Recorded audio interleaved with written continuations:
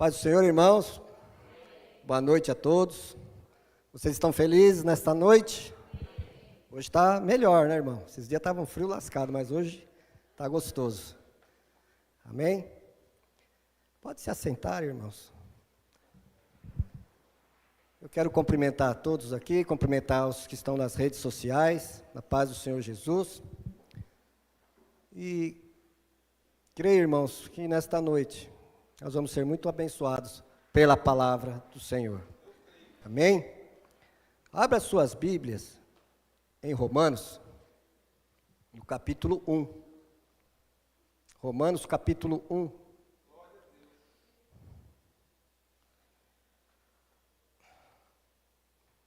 A partir do versículo 14, do 14 ao 17.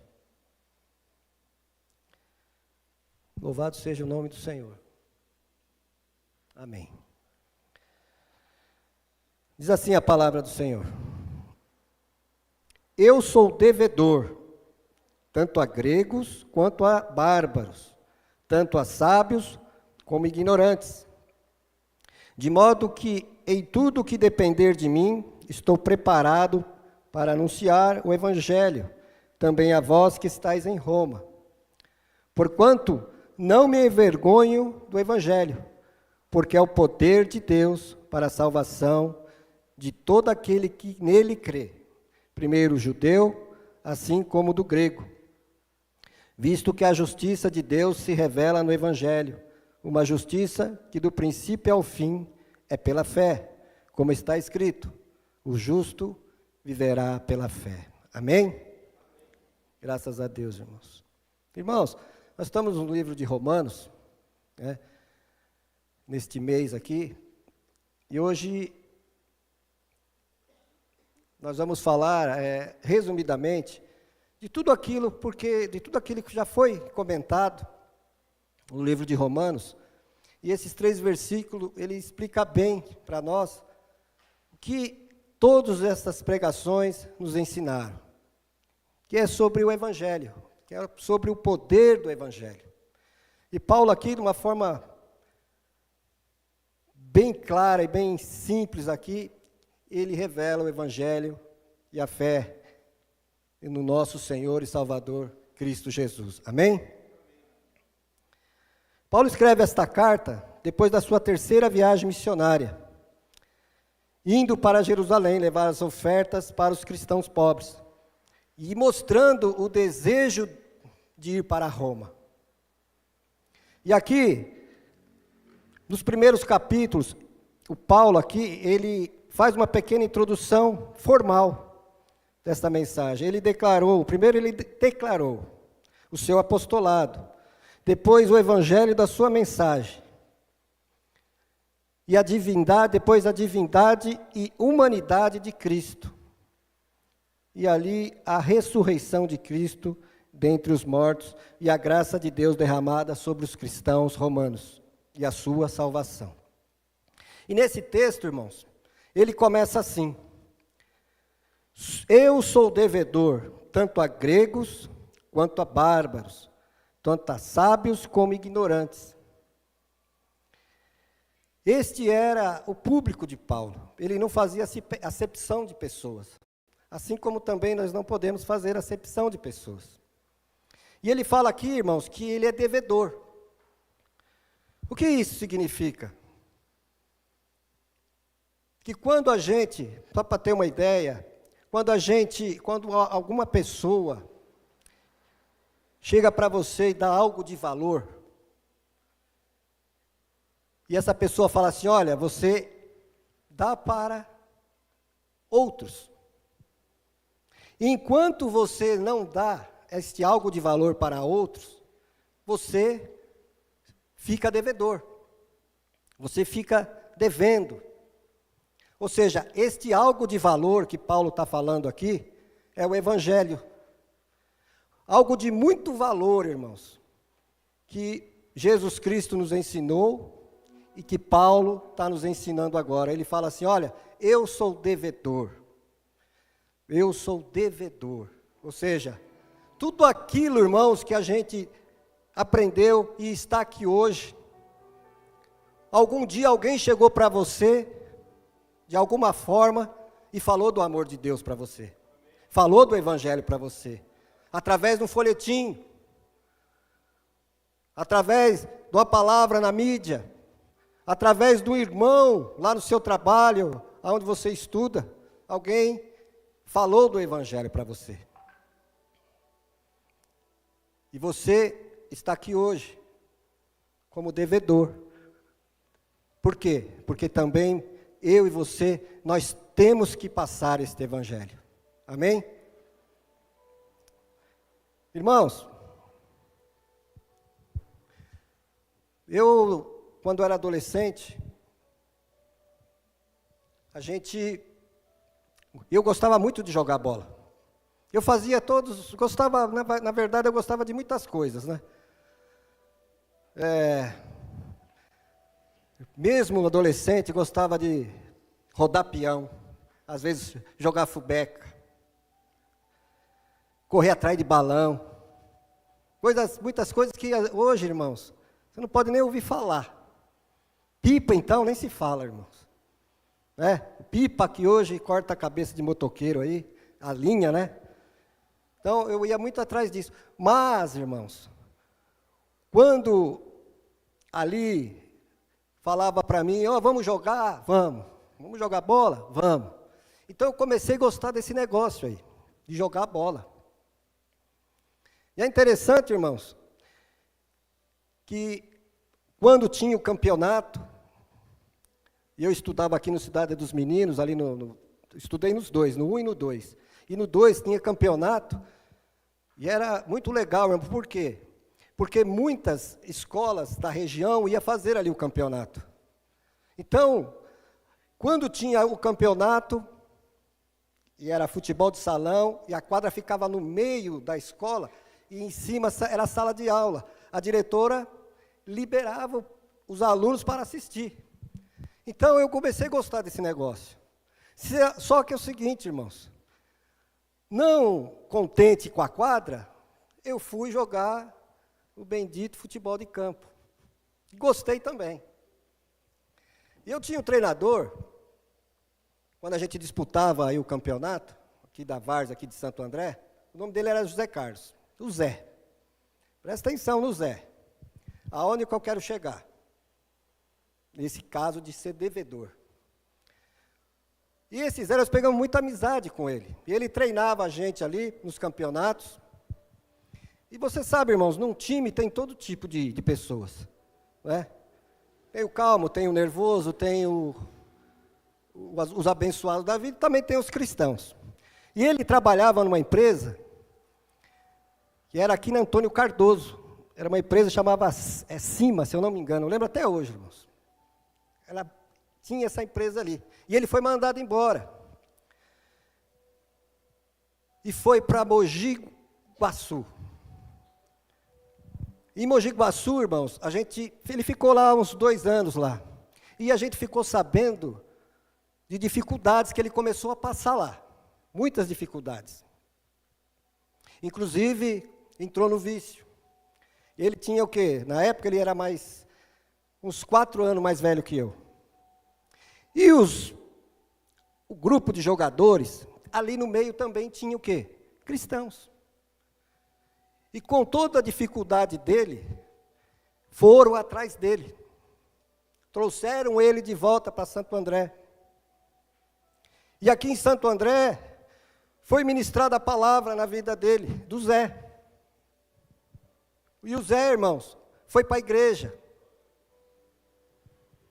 Começou a aprender. Se consolidou na igreja. E algum tempo que eu não via ele, um dia estava eu lá, ainda do mundo, encostado no balcão, tomando uma. Estava lá, irmão, tomando uma. Daqui a pouco eu vejo o Zé apontando lá na rua. Ela falou, olhei o Zé vindo lá. Sabe com o quê, irmãos? Uma Bíblia debaixo do braço.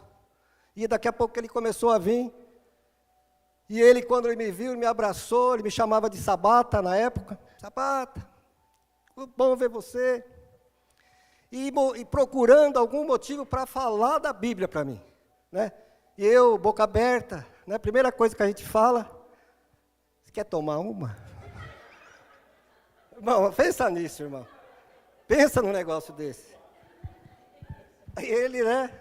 Não, irmão, eu não faço mais parte desse time aí, né? Eu não quero mais saber desse negócio aí.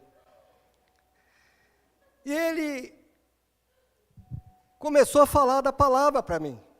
Começou a falar da palavra de Deus para mim. Ou seja, o que eu quero... O que isso significa, irmãos? Que os cristãos que estavam ali, ele era devedor como a gente é. Se preocupou com o Zé. Foram atrás do Zé. O Zé aprendeu a palavra.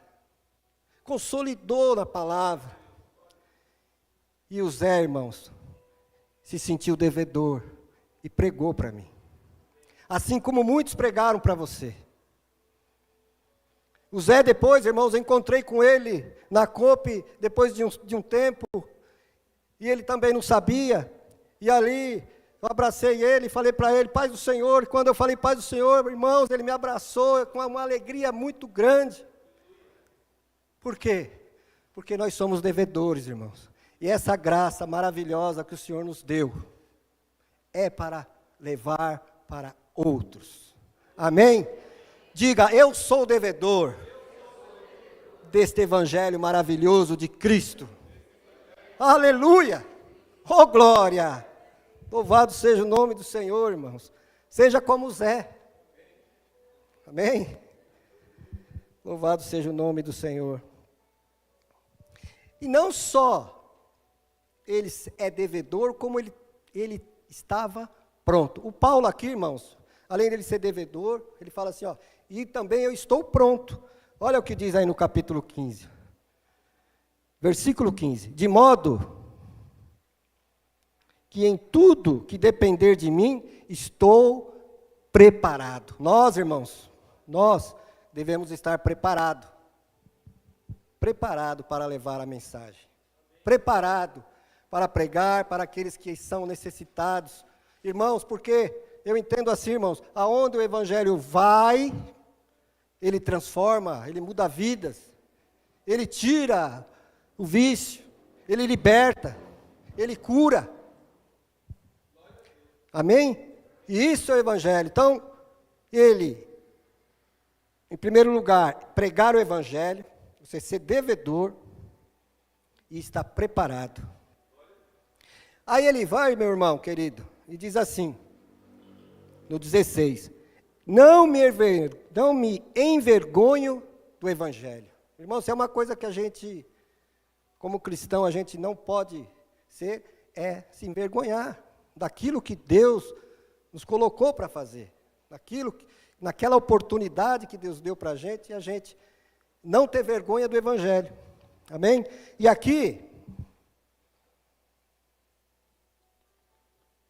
eu coloco 3 possibilidades aqui de você e eu não se envergonhar. Porém, irmãos, é assim, olha, eu não me envergonho do evangelho. Mas tem 3 tipos de pessoas na igreja. Tem aqueles que envergonham o evangelho. Muitos envergonham o evangelho. Como? Dando mau testemunho. Denominações que fazem de tudo para tirar, através de um versículo isolado, pregar a prosperidade, o evangelho da prosperidade, ou seja, fazer de tudo para ter ganho próprio. Então esses aí, irmãos, eles envergonham o evangelho. Será que tem ministérios assim hoje? Tem, irmãos. Tem muitos ministérios, eu não nem vou citar nomes, mas tem ministérios que envergonham, infelizmente. Tem aqueles também, irmãos, os que têm vergonha do evangelho. Quais que são esses que têm vergonha do evangelho? Irmãos, às vezes você está com o abençoado trabalhando há muito tempo, conhece há muito tempo, mas em nenhum momento ele demonstrou que é cristão. Ou seja, Ele é um 007 da vida. Ele é um agente secreto. Passa anos em um determinado lugar e as pessoas não sabem que ele é um cristão. Ou seja, só Deus sabe. Ele recebeu o evangelho e reteve o evangelho. É aquele que geralmente está com o pé na igreja e um pé lá no mundo e não se encontrou ainda. Ele retém para ele o evangelho e não passa o evangelho para outras pessoas. Esse aí, irmãos, esses são aqueles que têm vergonha de falar a palavra de Deus. Amém? E o apóstolo Paulo, irmãos, ele fala aqui no texto, que não se envergonham do evangelho. Os que não se envergonham do evangelho. O apóstolo Paulo, será que ele teria razões para se envergonhar do evangelho? Eu acredito que sim, irmãos. Por quê? Porque Cristo, aquele que chamou ele lá quando estava indo para Damasco, falou para ele: Saulo, Saulo, por que me persegues? Jesus, ele cai do cavalo ali, irmãos, e é transformado. Só que este Jesus que ensinou Paulo, esse Jesus que falou do amor dele ali para Paulo, este Paulo, irmãos, ele tinha razões para isso, para se envergonhar. Por quê?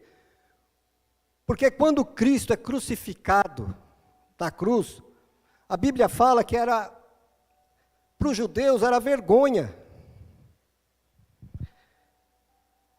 Lá em Coríntios 23, ele diz assim, olha, em Coríntios capítulo 1, 1 Coríntios 23, diz assim: nós, entretanto, proclamamos a Cristo crucificado, que é o motivo de escândalo para os judeus e loucura para os gentios. Paulo poderia envergonhar, porque quantas vezes também, irmãos, ele apanhou. Quantas vezes, irmãos, ele foi preso, foi apedrejado. Ele falou: mas que evangelho é esse? Que evangelho é esse que eu apanho, que eu...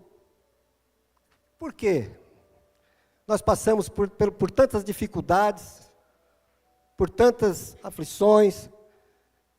Que evangelho é esse? Mas Paulo disse: eu não me envergonho do evangelho. Eu não me envergonho do evangelho. Diga comigo assim, irmãos: eu não me envergonho do evangelho. Amém? E aqui, irmãos, depois ele vai falar do poder do evangelho para a salvação. Por quê? Se você vê no versículo 16, diz assim, olha: porquanto não me envergonho do evangelho, porque é o poder de Deus para a salvação de todo aquele que nele crê, primeiro do judeu, assim como também o grego. Irmãos, presta atenção. Não tem coração duro que o Senhor não possa quebrar. O Senhor é o martelo que esmiuça a penha. Não tem, irmãos, impossível para Ele alcançar alguém. Não tem, irmãos, não existe. Porque toda família, irmãos, onde chega o evangelho é transformada. Você lembra do centurião? Quando o centurião, quando dá um terremoto na cadeia, e o centurião não sabendo o que fazer, ele ia se matar, e ele brada: o que eu vou fazer? E Paulo brada: olha, não faça isso. Ele ia se matar, não faça isso.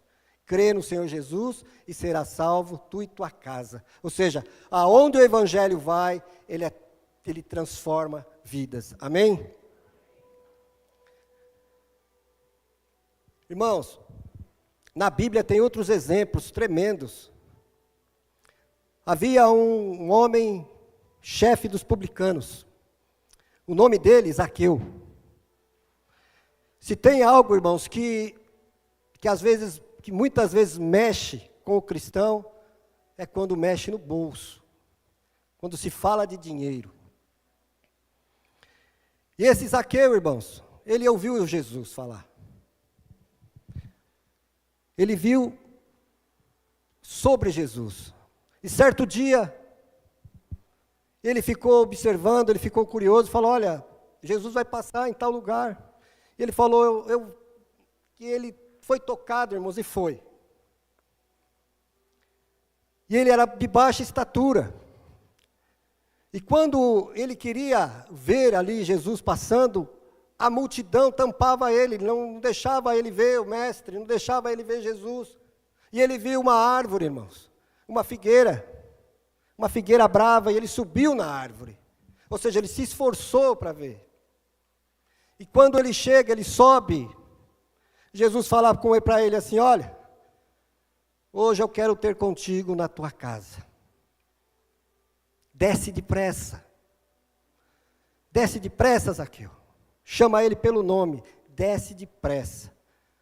E assim ele fez, irmão, desceu depressa e foi para a casa dele. O que eu quero dizer, irmãos? Quantos não vêm para a igreja, irmãos, e só querem observar Jesus? Quando fala para ele, olha, desce da figueira, irmão. Ele fala, não vou não. Ou seja, está cedo ainda. Ainda não é tempo. Eu tenho vícios. Eu tenho isso, eu tenho aquilo, irmãos. A igreja é para isso, é para cuidar dos doentes.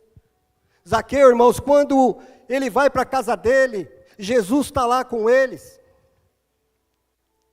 Zaqueu, irmãos, ele começa a falar. Então, para que você entenda, irmãos, a primeira coisa que a gente deve fazer para que o evangelho seja tocado, para que o evangelho faça efeito, que é o poder de Deus, nós também precisamos entender que nós precisamos querer. A primeira coisa é a gente querer ser mudado. E Zaqueu, ele quis, ele falou, Senhor, tudo que eu defraudei, tudo que eu tirei através dos impostos, eu vou restituir 4 vezes mais. Ou seja, ele falou, irmãos, aquilo que ele estava errado, ele assumiu a culpa, coisas que muitos cristãos não assumem. Então, a primeira coisa que você tem que fazer, irmãos, é assumir o erro. Ele errou, mas ali diante de Jesus, ele disse, eu vou restituir 4 vezes mais aqueles que eu defraudei, aqueles que eu roubei. Sabe o que Jesus falou para ele? Hoje chegou a salvação na tua casa. Hoje chegou a salvação na tua casa. Irmãos, é um milagre tremendo na vida deste homem. E Deus, irmãos, o Senhor quer fazer milagres tremendos nas nossas vidas também. Tremendo. Eu já contei esse testemunho aqui, irmãos. Certa feita, um amigo que estava enfermo, e eu ia visitar ele no hospital.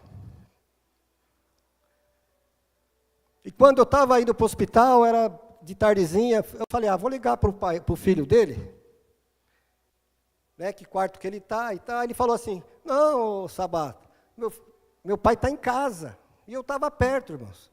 Eu cheguei, estava lá em Itamaraty, ele mora na André Ramalho, fui para André Ramalho.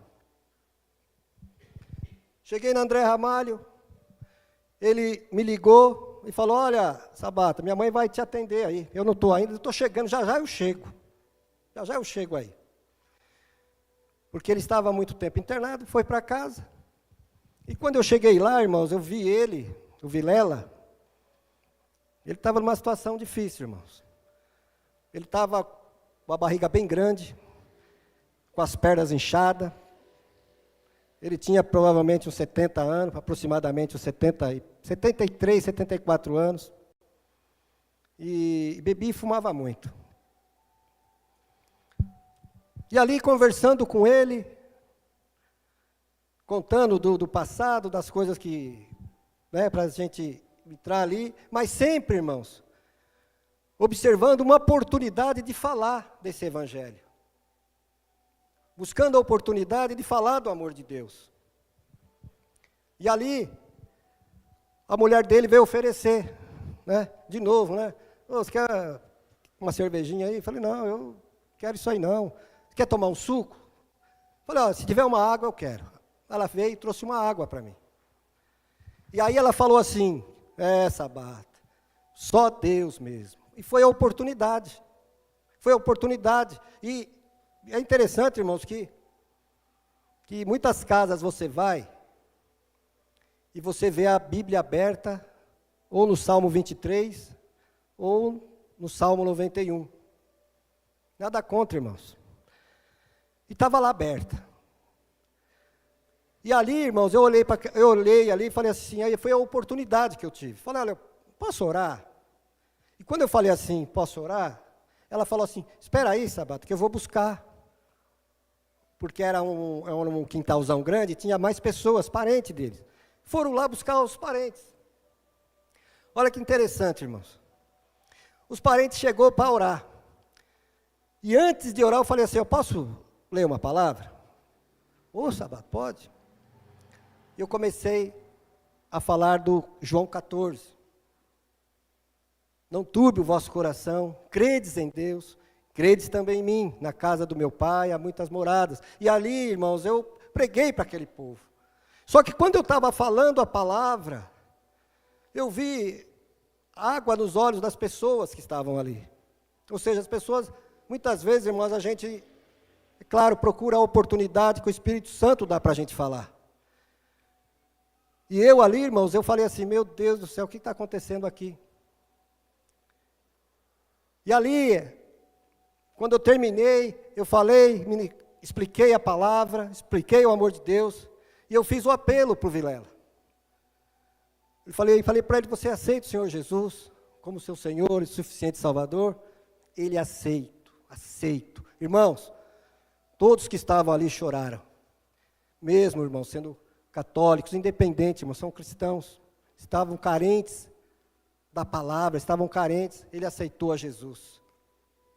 Então, para mim, irmãos, nesse dia, foi um tapa na cara que eu nunca imaginar que aquele homem ia aceitar Jesus. Nunca, irmãos. E para você ver como que foi sério o negócio.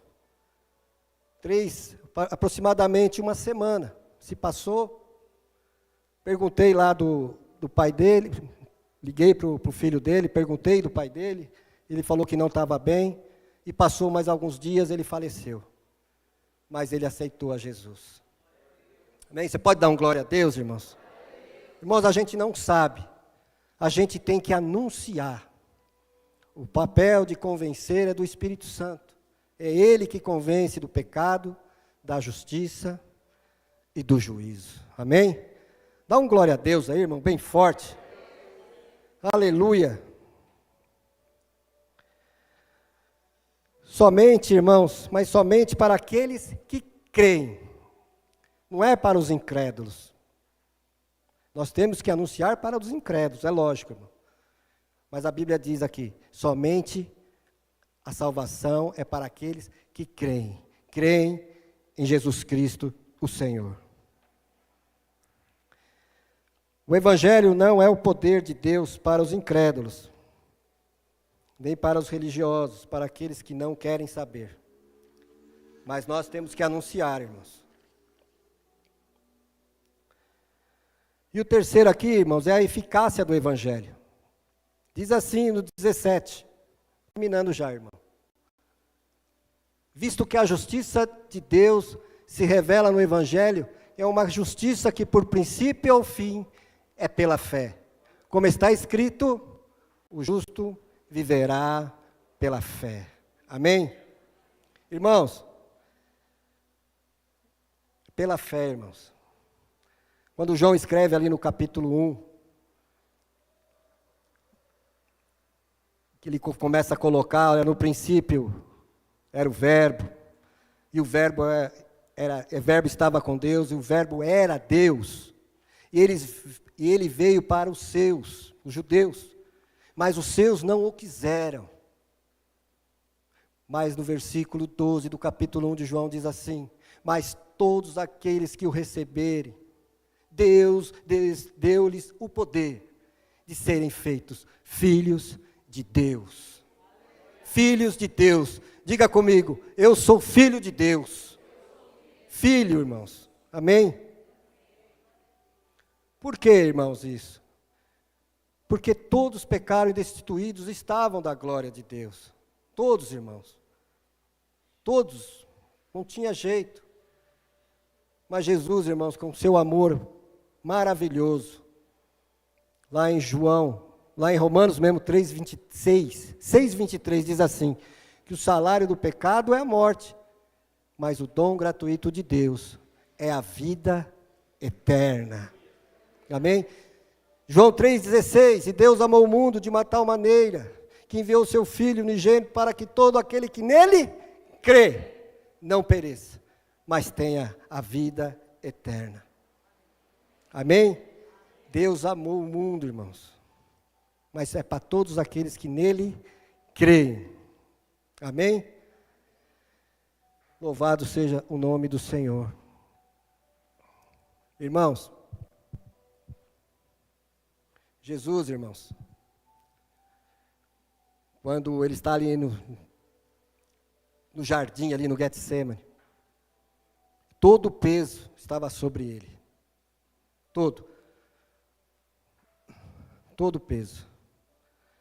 E ele vai para aquela cruz, e ele leva sobre aquela cruz todos os nossos pecados. Então, irmãos, é pela fé. O justo viverá pela fé. E tudo aquilo que Jesus passou ali, tudo, irmãos, tudo, eu e você que não tinha justificação nenhuma, ali ele morreu a nossa morte. Ali, ele crava ali na cruz, né? Está consumado, está pago. Tudo, irmãos, ele levou ali naquela cruz. E hoje você pode declarar que é livre. Livre para adorar, livre para exaltar o nome do Senhor. Livre, irmãos, porque você é justificado. A Bíblia diz, olha, o justo viverá pela fé. E através de Jesus Cristo você é justificado. Você é livre. Amém? E você é filho. Amém? Dá um glória a Deus, irmão. Aleluia. Glória a Deus. Fique de pé no seu lugar. Eu vou chamar já o pastor Nelson.